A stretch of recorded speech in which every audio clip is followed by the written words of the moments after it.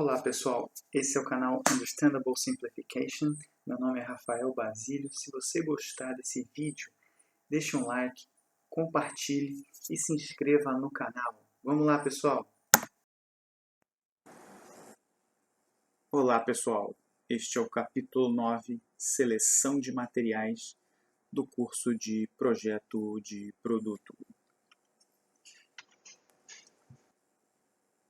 No que se refere à ciência dos materiais, então o que ela nos ensina é que por meio da fabricação de um determinado material, nós então obtemos as suas propriedades. Então aqui a arte reside na manipulação do material de modo que as propriedades sejam obtidas. É claro que o texto colocado aqui se refere mais a material metálico, mas de qualquer modo, isso que eu acabei de dizer se aplica também às outras grandes categorias de materiais.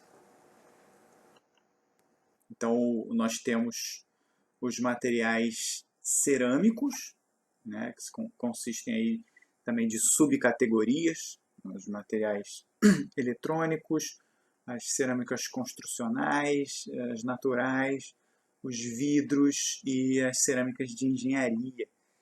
Então nós temos essas grandes categorias de materiais também para fins de gerenciamento mais fácil são quebradas ou subdivididas, neste caso, em categorias de modo a classificá-las de uma melhor maneira.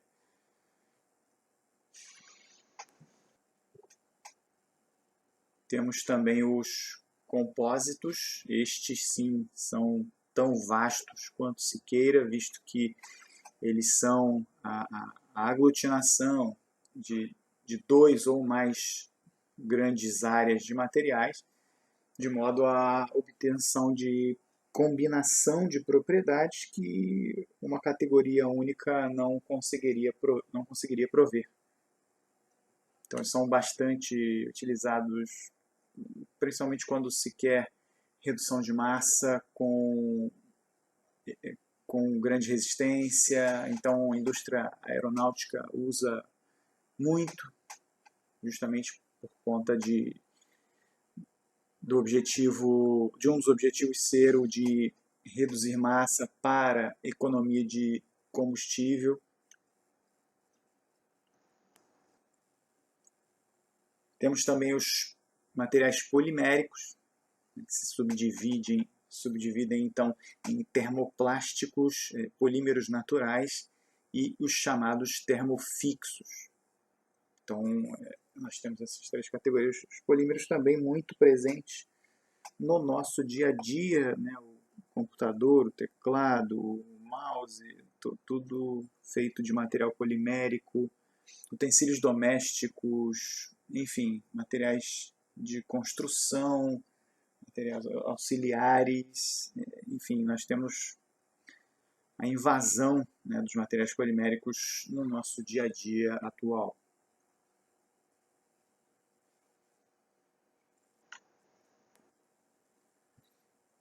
Os materiais metálicos, esses sim, talvez um pouco mais conhecidos do que os outros, então se subdividem aí em categorias macro, em ligas ferrosas e ligas não ferrosas.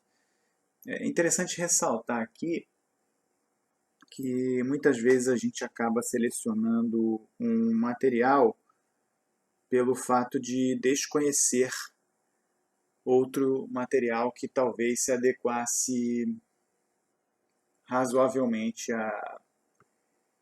àquela determinada tarefa. Então, às vezes, por vezes pela falta de conhecimento acerca de uma alternativa, acabamos escolhendo um material que estamos mais familiarizados.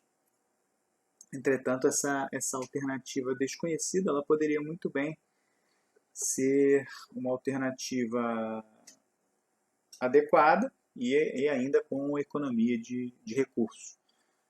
Então é por isso que esses slides, claro, são bastante superficiais, mas eles vêm no sentido de alerta no que se refere a que nós nos debrucemos no estudo dos materiais, de modo que nós consideremos sempre todas as possibilidades. Então aqui nós temos um gráfico que mostra a produção mundial anual, em toneladas por ano, né, nas categorias nessas grandes categorias de materiais. Então nós temos os metais, os polímeros, cerâmicos, fibras e híbridos.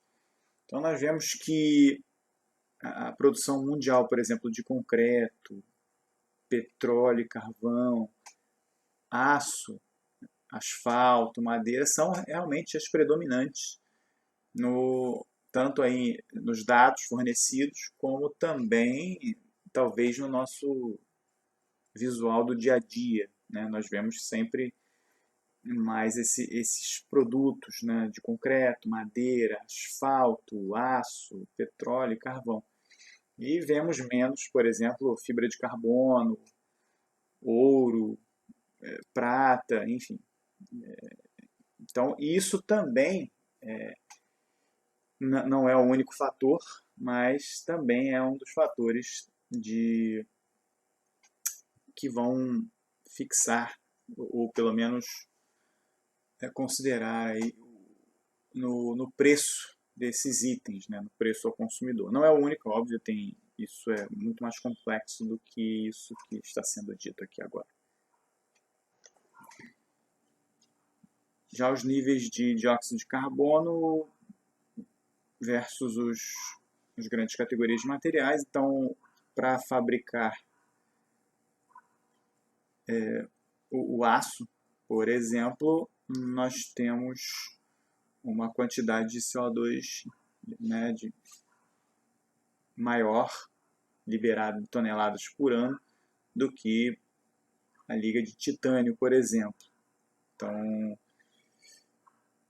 Então nós temos aqui a comparação do quanto de CO2 é liberado na atmosfera por conta da fabricação, da obtenção desses componentes. É claro que, como o aço também é mais demandado, então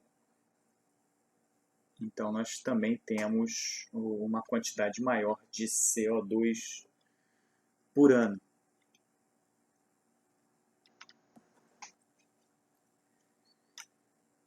Já a energia, né, para obter determinado tipo de material, aí também para cada categoria, para cada grande categoria.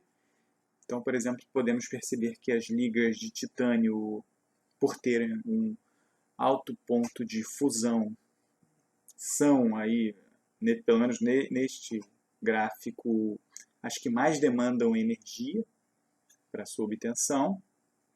E temos, por exemplo, o concreto, que é a categoria de materiais que menos demanda energia, então, para sua obtenção. Então, é só um comparativo aí, e isso também influi no preço do produto que utiliza esse material como insumo. Então, esse é um indicativo também de um pouco da composição do custo. Não é o único parâmetro também do custo, entretanto, é um deles. Se pudéssemos separar em grandes categorias as propriedades do material, que é realmente o que interessa ao selecionar ou ao dimensionar, não, mas ao selecionar ou ao projetar um material, nós temos as térmicas, as elétricas, as mecânicas, deteriorativas, ópticas e magnéticas. Né? Se a gente pegasse aí as iniciais de cada uma, tem DOM, né? Só para a gente se lembrar. E para que a gente possa projetar de maneira efetiva, é interessantíssimo, quase mandatório, saber conhecer estas propriedades. Justamente porque, ao sabermos as propriedades dos materiais, nós conhecemos, portanto, as capacidades do mesmo, de modo que nós saibamos, então, até onde a demanda pode ir, de acordo com a capacidade que o nosso material, que o material que selecionamos, possui. Existem, então, gráficos, né, presentes na literatura. Claro, não existem todas as possibilidades, mas alguns existem, de seleção de materiais, né, com relação a algumas propriedades. Nem todos os materiais estarão ali presentes, realmente, né? Então, nós temos aí alguns gráficos desse tipo. Um deles é, por exemplo, o preço, né, versus qualidade ótica. É claro que a cada período de tempo que passa, esse gráfico está desatualizado. Imagina, ele é de 2011, já está desatualizado justamente porque a cada ano isso muda. Muda até em frequência, né, mensal até. Então, ele já... Mas, em termos comparativos, ele pode nos ser útil no seguinte sentido. Então, com relação à qualidade ótica, então nós temos ali, por exemplo, transparente, translúcido e opaco. Então, por exemplo, na categoria opaco, a gente tem o PTFE como sendo o mais oneroso e a borracha natural, por exemplo, a mais barata na categoria opaco. Então, aqui nós podemos verificar exatamente a relação entre preço e qualidade ótica, assim como existem outros gráficos que vão relacionar duas ou três variáveis. Vai depender do que se tem. Se não se tem, precisa se construir pelo menos uma tabela comparativa. Essa possibilidade de construir esse gráfico é demorada, né? Então não é tão fácil assim. Por exemplo, aqui a qualidade acústica, né? Então nós temos aí o brilho acústico versus o tom acústico. Então que vai de grave, 0, né, até agudo, 10. Então vai depender aí do projeto de engenharia de som que se quer obter. Então, carbeto de silício, por exemplo, na parte rosa lá, superior direita, ele possui já mais características para o agudo e, por exemplo, a espuma de poliuretano já para o grave, comparando com o brilho acústico também. Então, um brilho acústico de abafado a tinido. Enfim, temos as duas propriedades relacionadas às grandes categorias de material.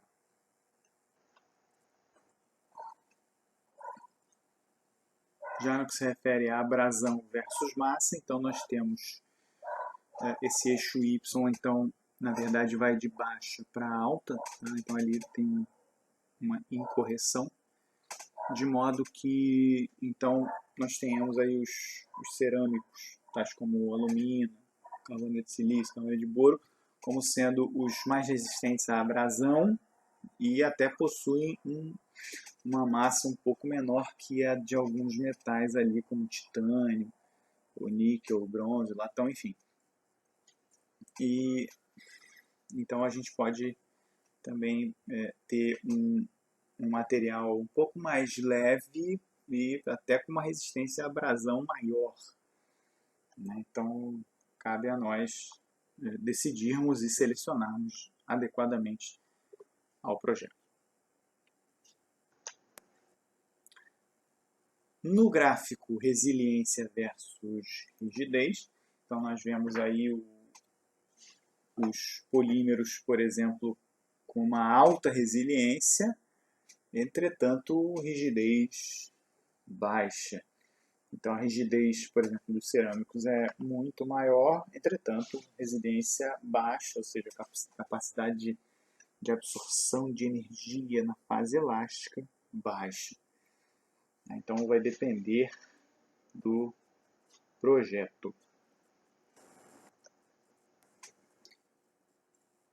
E a relação entre o módulo de elasticidade e a massa específica, né? Então os polímeros, por exemplo, são de menor massa específica, entretanto o módulo de elasticidade baixo.